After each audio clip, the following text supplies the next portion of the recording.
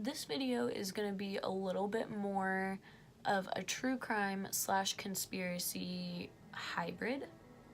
It's going to be a little bit of both, best of both worlds, because these cases are true crime, but at the same time there are a lot of conspiracies surrounding it, and the two being connected is kind of a conspiracy in itself, so it'll be a little bit of a hybrid of both. So yeah. So before I get into this video, and this is probably the most important video that I've done to date, I just want to quickly mention, if you guys have noticed my Instagram the past few days, I am going to TanaCon. I'm going as a fan, obviously, but if you are one of the 123 people that are subscribed to me and you see me there and you want to say hello, go right ahead. I just wanted to put that out there. It's gonna be an awesome experience and I literally cannot wait. But I really just wanted to make that super quick and then get into this video because, like I said, it's probably the most important one that I've ever filmed for many different reasons.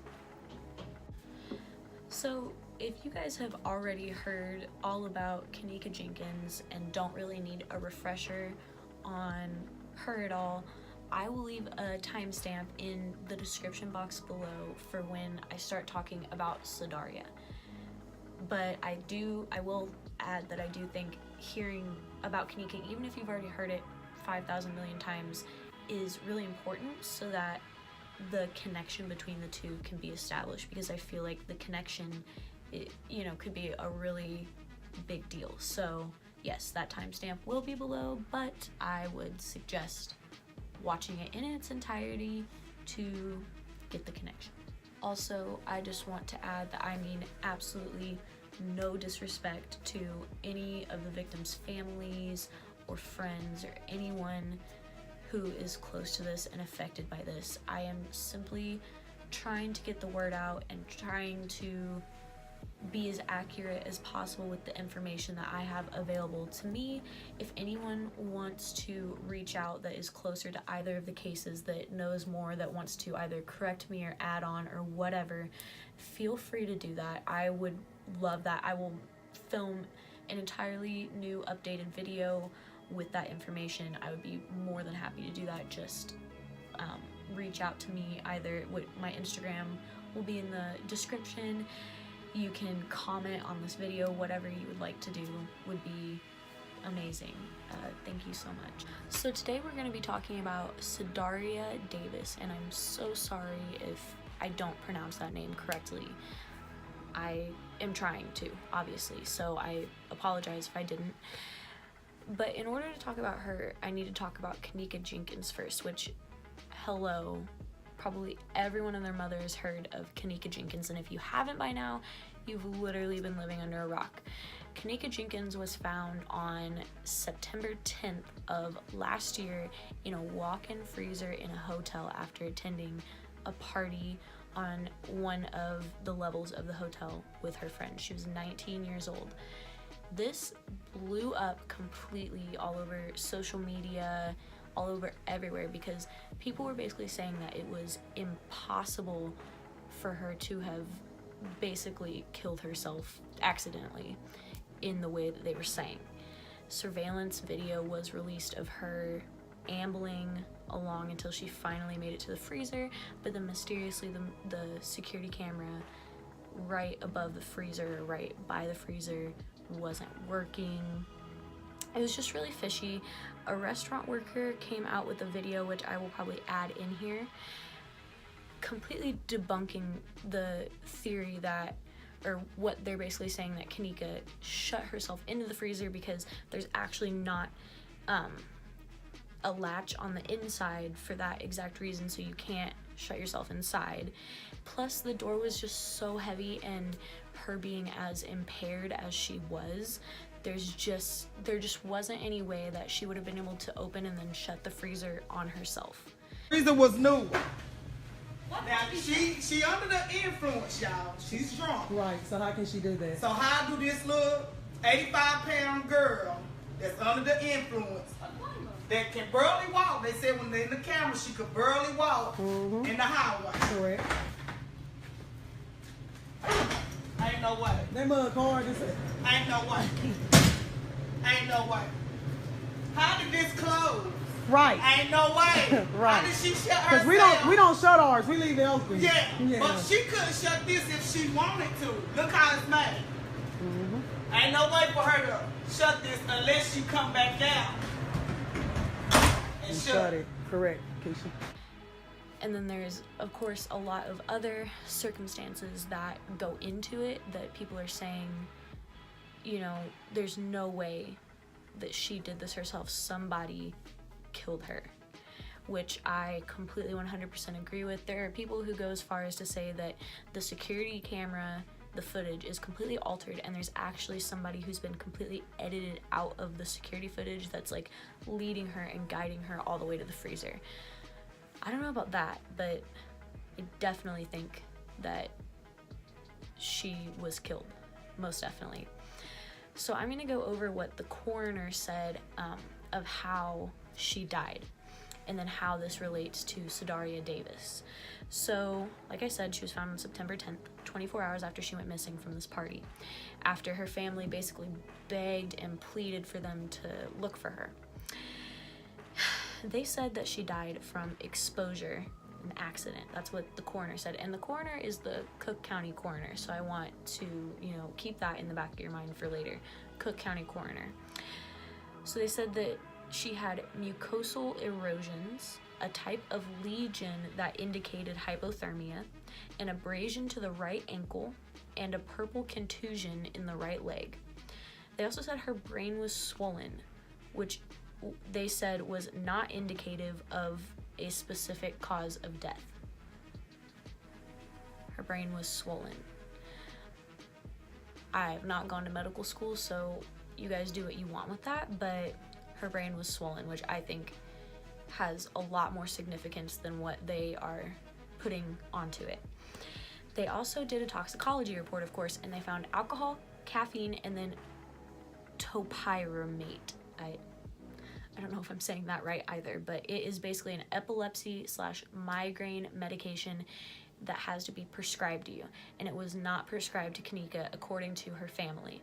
So why at a party? I mean, you think of what you would take at a party, and an epilepsy/migraine prescription medication is not what you would typically take at a party. And this is what really this is one of the many things that infuriates me about this case, because as a police officer, you can look at all the people at the party and look who is prescribed that medication.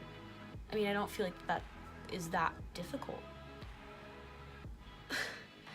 But anyways, she had this in her system, and they even said themselves, and I quote, "The combination of the alcohol and the topiramate can cause impaired memory and concentration, poor coordination, confusion, and impaired judgment." And, you know, people are constantly looking for a new date rape type of drug, you know, that maybe wouldn't be detected by police officers and stuff like that. And if you think about it, one of the kids is prescribed this medication. It's easy to look at the side effects of it, and if you're taking it, you know the side effects of it, especially mixed with alcohol. You use what's on hand, and you use that. And I looked up, which I will flash on screen as well, Rohypnol, which is a common date rape drug, versus topiramate, and like the side effects. And I found some very interesting ones that were in common. So if you look at Rohypnol, and these are just a few, I chose a few, there's more, but I just chose like common threads between the two. Rohypnol, there's fainting, blackouts, amnesia, memory loss, and weakness. Now if you look at topiramate, there's dizziness, nausea, weakness, drowsiness, and memory loss. Now, that's not a conventional run-of-the-mill date rape drug, but could it be used as one? I mean, I'm thinking yes, definitely. And like I said, that's not a party drug. That's not like something they just like be like, oh, here's, you know, like, it's not typical. You know, there's lean, there's weed, there's even Adderall would be more likely to find at a party than this. Like, to me, that is a ginormous red flag. Ginormous. And it just blows my mind that that was kind of overlooked, because it would have been so simple to track down who that was prescribed to in that group of people. So basically, Kenneka's death was completely fishy, and then there was a lot of speculation and a lot of stuff flying around that her body was in the freezer because they were planning on harvesting her organs.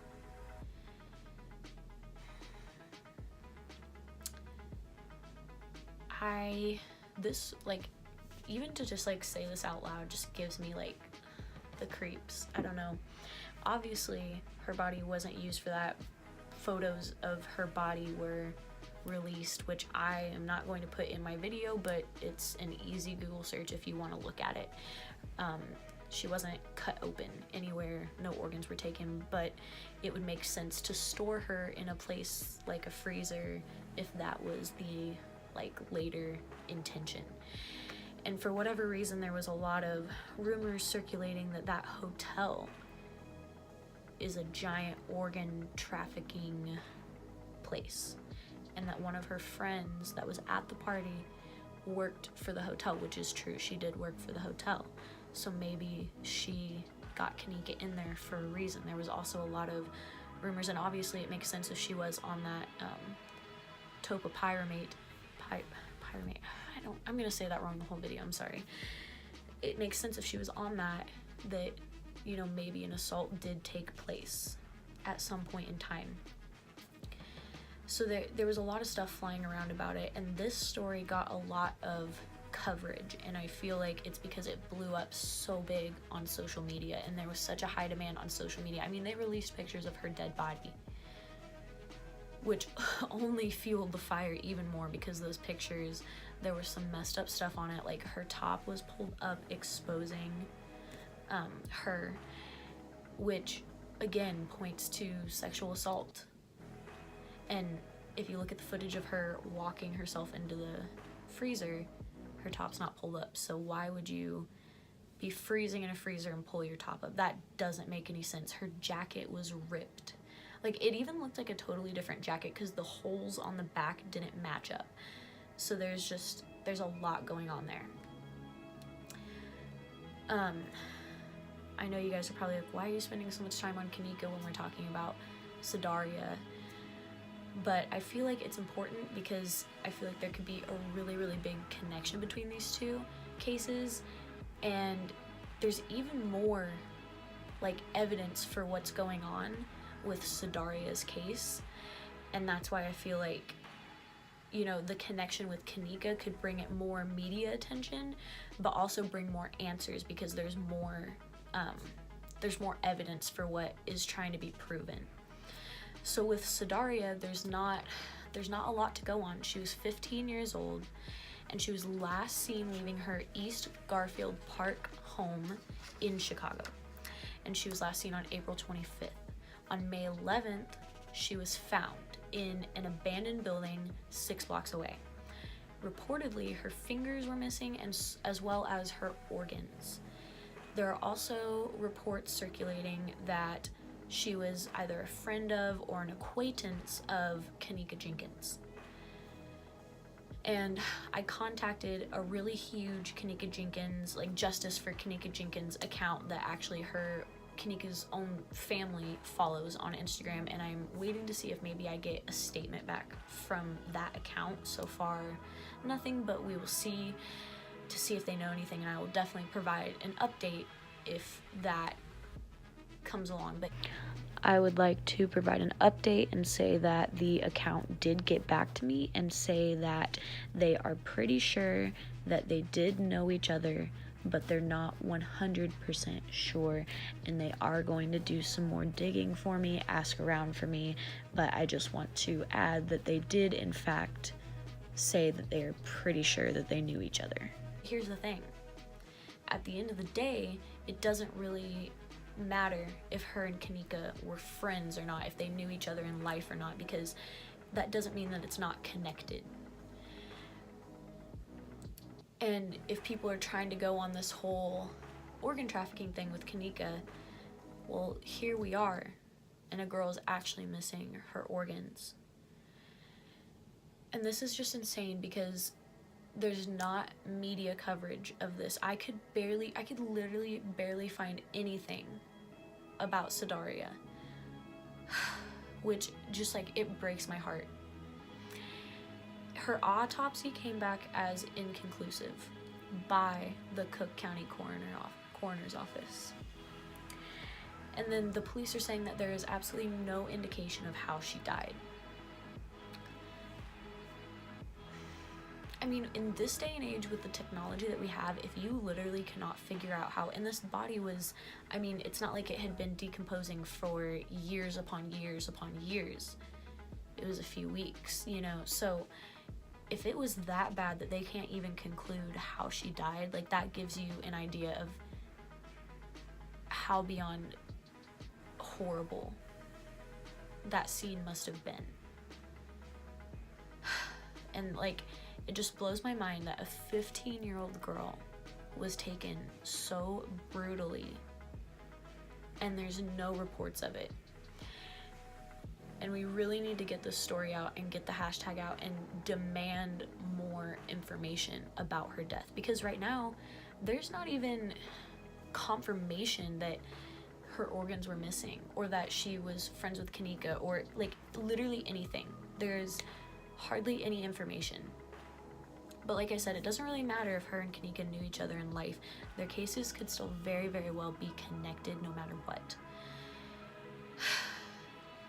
And it's just like, I saw a post because I was obviously researching this, and it said that JonBenet Ramsey, you know, you still see stuff about her. I will still go into Walmart and see like a magazine with JonBenet Ramsey on the front of it.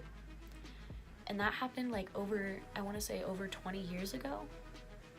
And here we have a young girl who just was brutally murdered, and there's nothing anywhere hardly at all about her. And we should be mad and we should be outraged because that is ridiculous. And you could potentially have a serial killer or an organ trafficking ring or something, you know, just so unbelievably sinister out there. And, you know, I don't see CNN or Fox or anyone covering this, and it's atrocious. It is absolutely, there is no excuse for it whatsoever. And that's why, you know, I really wanted to make this video, and I think that this is the most important video that I have ever made, because, you know, this shouldn't be happening in 2018. This shouldn't be happening in this day and age. You know, if she were a JonBenet Ramsey, a blonde, blue-eyed, you know, girl, this would be plastered everywhere for literally weeks. But because she's not, you know, this isn't even hardly, like, we don't even know what happened to this girl really at all. And there's no excuse, and this is not in any way okay whatsoever. And it's literally heartbreaking. It really is. To her family, I am so sorry, and I wish that I had a bigger platform to share this on, because, you know, it's hard enough to face this horrible injustice that was done to your daughter, and then there's going to be another injustice by society, you know, not reporting on this. And it's just mind-blowing, and it literally makes me sick to my stomach. So, you know, guys, this video, like I said, is extremely important. It's extremely important to say her name, to share the hashtag, to get this story out and around. So please share this video, or just share the case. I don't even care. Like, it's not like share my video, but like anything that you see about the case, share it. Do whatever it is you can to help bring whoever did this to her to justice and bring her family closure, and try to get major media outlets to report on this and have people make the connection to Kenneka and, you know, whatever it takes to get this story out. Just do your part and do what you can, because this is a major deal. So with that being said, I will go and, like I said, just share any information on the case, whatever you can do to help. And again, to Sadaria's family, I'm so sorry for the multiple injustices being done to your family right now, because this is literally horrible and shouldn't be happening at all. Alright, you guys, so I guess I'll see you later.